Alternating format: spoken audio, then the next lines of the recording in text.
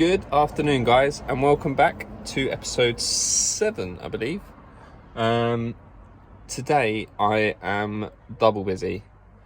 My new bumper's arrived, so that's going on. Going to attempt to start doing all the repairs to the rear door to get it ready for paint, and I'm going to change this wing mirror back. I'm going to put the one I borrowed back on this van. And then the final thing I need to do is sort out this engine light. And also, after the engine's been running for a little while, I get a coil light come on as well. I may need to replace the coil, but first of all, let's sort out that engine light, or at least figure out what it is. First of all, I'm going to take my hex cable, plug it into the OBD port.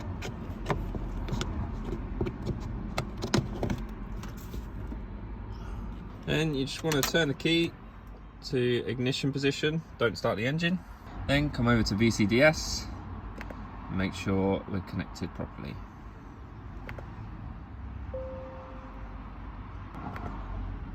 And then you want to click on engine, it loads up, and then you want to check your fault codes. Once that's done, you see I have 8 fault codes. The thing is this is the first time I've plugged this in since it was in the accident. So not all of these codes might be issues, they might be like old codes from when the van was in its accident. So I'm going to clear all of these, and then we're going to start the engine and see if any come back. I will need to take it for a drive, but for now, let's see if that fixes the issue, and we'll see if the light comes back on.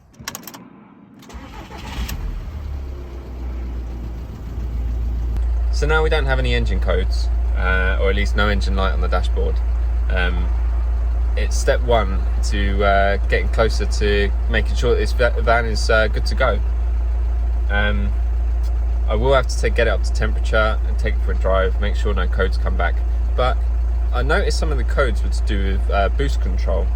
Now, I said in the video when I drove it, it didn't feel much different to my van, which is 85 horsepower, and this should have 105. So possibly it was being limited by a fault and now it's fine, but I won't know until I can drive it, and I can't drive it until I've got the back bumper on. So I think that's what I'm going to do next, and then maybe I'll take it for a spin and see if it feels any different. So let's crack on with that now. So since all the work I'm doing today is on the back end, I'm just going to quickly spin the van round so that I'm not bothered by the noisy builders that are over the road.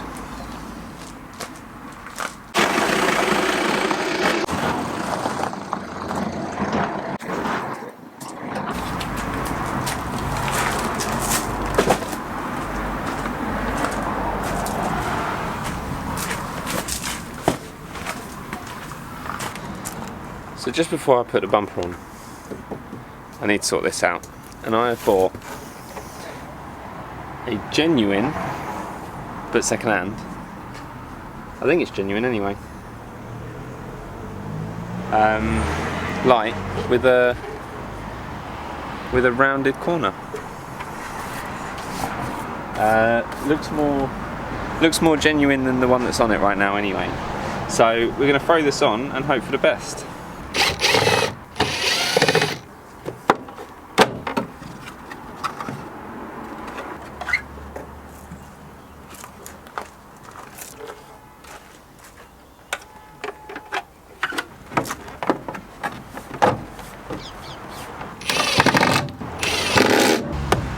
Now for the moment of truth. Will it line up properly?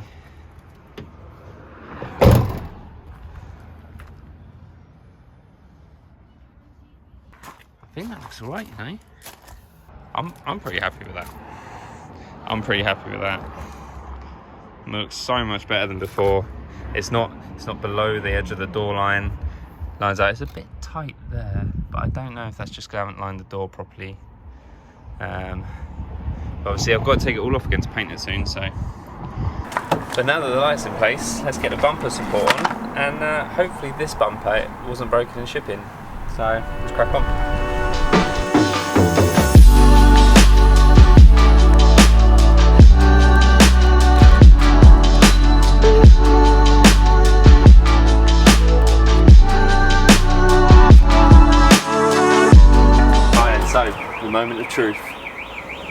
is it broken?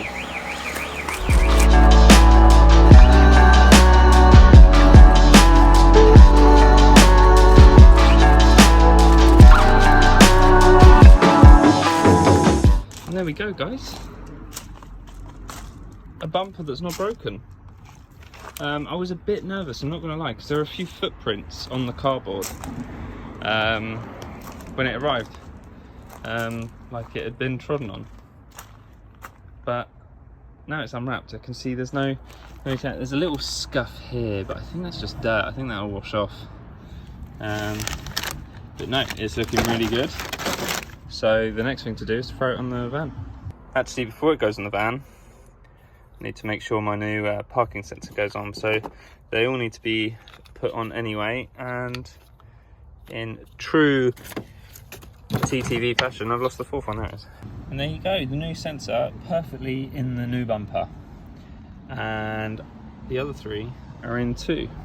Now I have purposefully put the new one at position, I guess 3 if you count from that side to this side. And because this one is going to be that new plug that I soldered on. The reason I've done that is because if I'd put the new one there and it didn't work, then I wouldn't know whether it was the sensor or the plug. Whereas if one of these doesn't work once I've put it together now, I'll know if it's this one, it's definitely the sensor that doesn't work, and if it's that one, it's the plug that doesn't work. I'm thinking it's going to be the plug, because I'm not going to lie, I'm not very good at soldering, but we'll wait and see. Time to throw it on the van.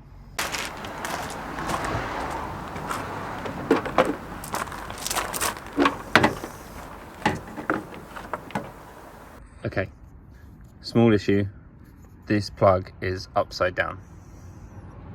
I don't know how else to explain it. The clip that locks the plug onto the sensor is the wrong side up, so I need the clip on top, not underneath. It's smooth underneath. But I think I've got a way around this. I can just loosen this and basically put it the other side, and I should get away with this. I'll update you in a sec. Yep, I was right. I just undid that. This like sort of plastic 90-degree here, and I just took it off, turned it the other way around, and now the clippy bit's at the top. Let's crack on.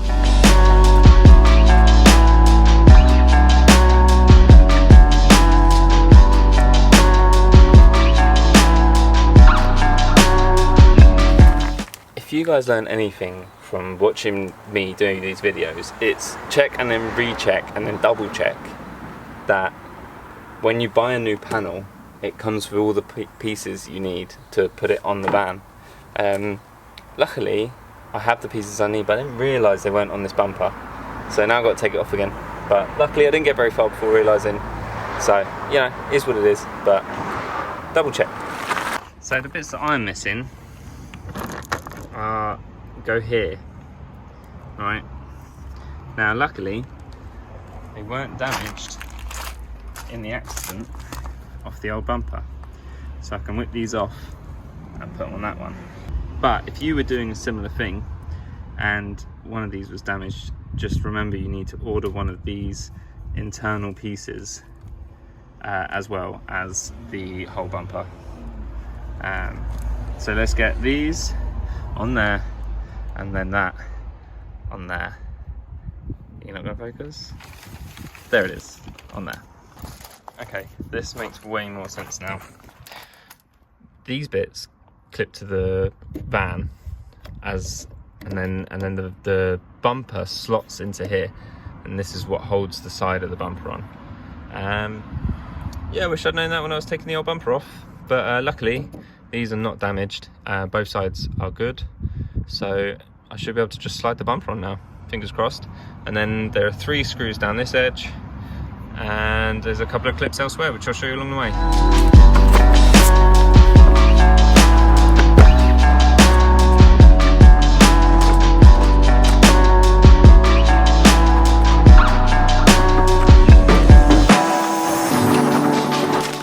And there it is. The rear end, in terms of panels at least, is done. obviously still got to paint the door, and that means some sanding, but I want to take it for a test drive first. I want to make sure those parking sensors work. I want to make sure we don't get any more engine lights. So first things first, I need to change that wing mirror. So I better go and get the one that's meant to be for this van. Now, in order to get my wing mirror back, I need to repair this one, because I've actually had to pinch the wing mirror for my van because this one got smashed off on a country road by someone that doesn't know how wide their car is. And since my van is my daily driver, I didn't fancy driving around with not being able to see out of my right hand side. Can get a bit hairy, especially on the motorway. It's not like a car where you can look out a rear window. You're pretty much blind without a wing mirror on either side. So I had to borrow it. It's meant to be a bit more short term than it has been, but the wing mirrors that I want to put on my van are out of stock, and will be out of stock for a little while. So I've come up with a solution, and this is what I'm going to do. Now, in the accident, it smashed my mirror, the glass, and it smashed the back plate, and it took this clean off. Now, luckily, this seems to be in okay shape. I've got a small crack there, and I think that's about it. But it's supposed to have a plastic trim that runs around the front of this, which I still don't have. Now, I could have gone and bought a whole new wing mirror, but if I'm going to be replacing these with the wing mirrors I really want in the near future, I'd wanted to spend as little as possible. So I'm going to have to, it's going to be ugly for a little while, but I'm going to put this back on there, and I've had to buy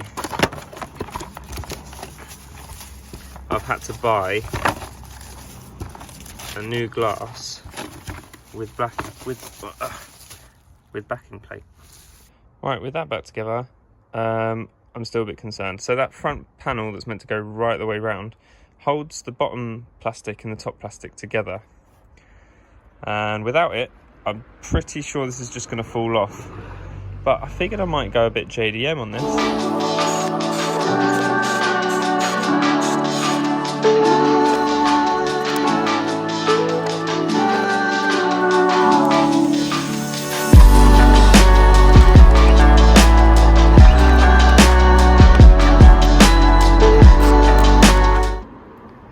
Boom. There you go. What do you think?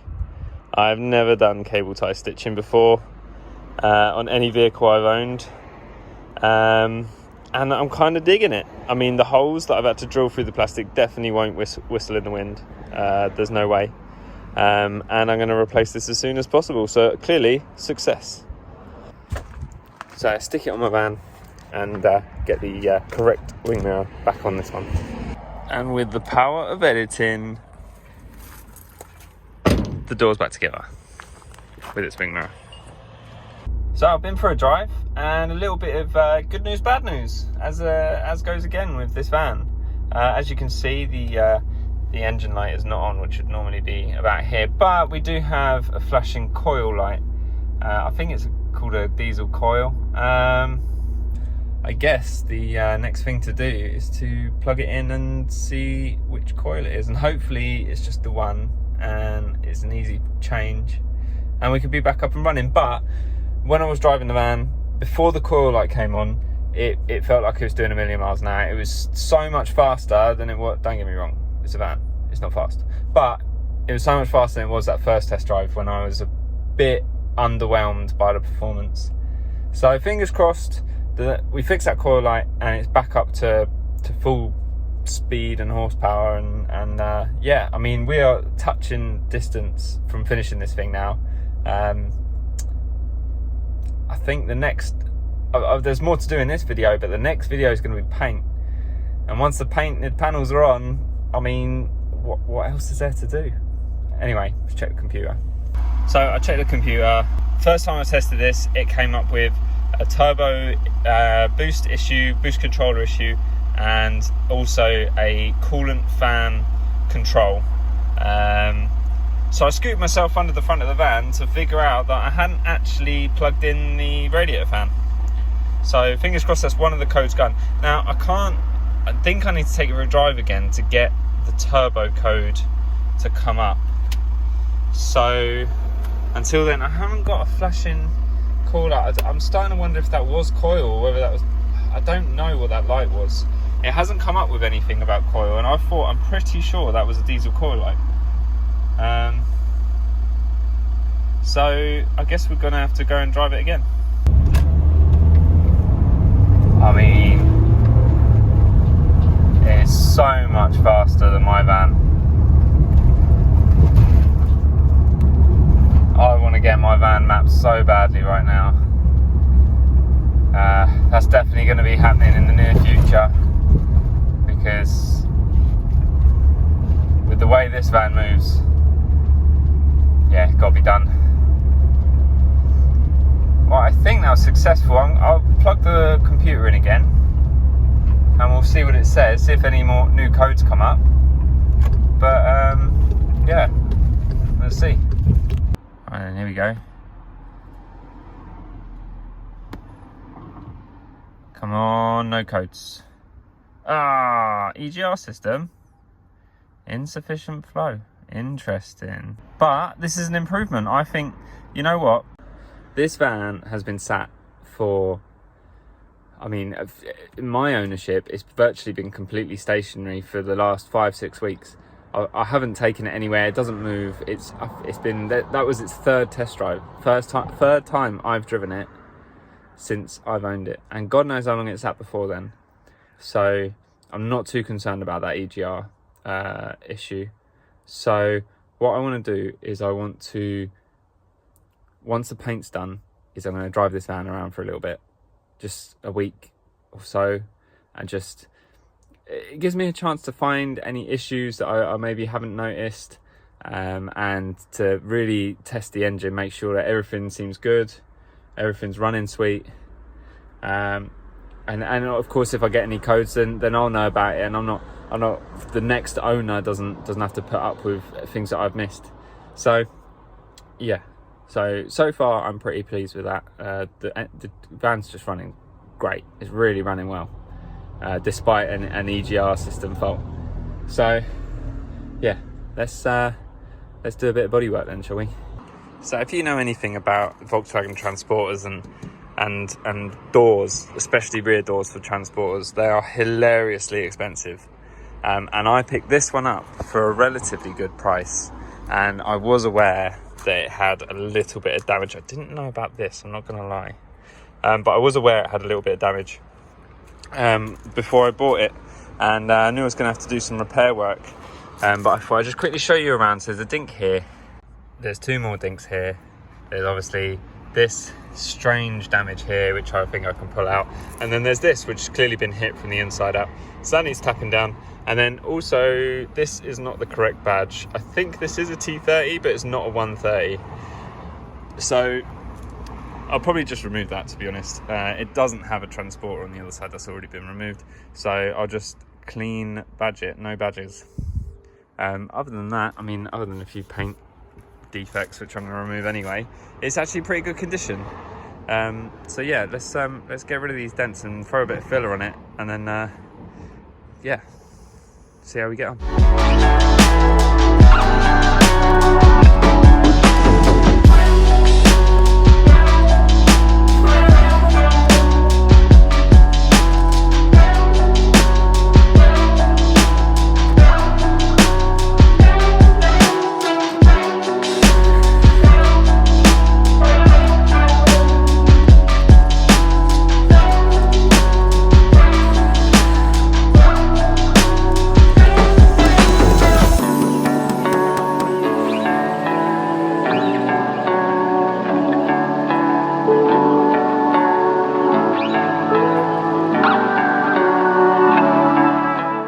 And there we have it, guys. That's the end.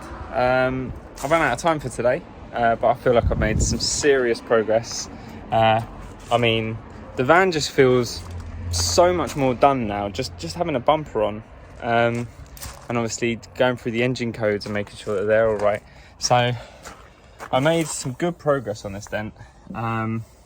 Obviously being an out, I'm tapping it in, and you can see I just ran some white paint over it and re-sanded it. So these are all the high spots.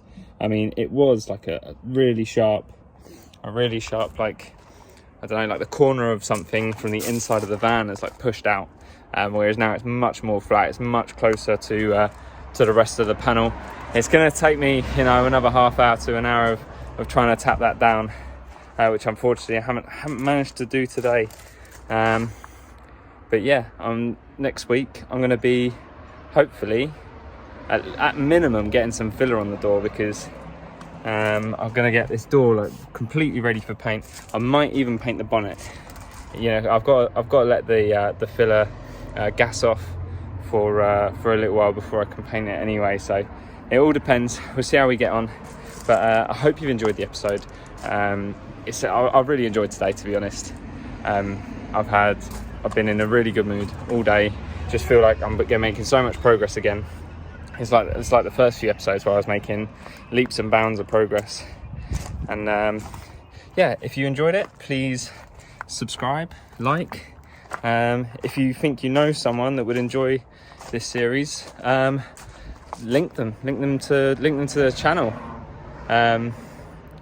So yeah, that's it from me, and I'll see you in a week. Peace. Can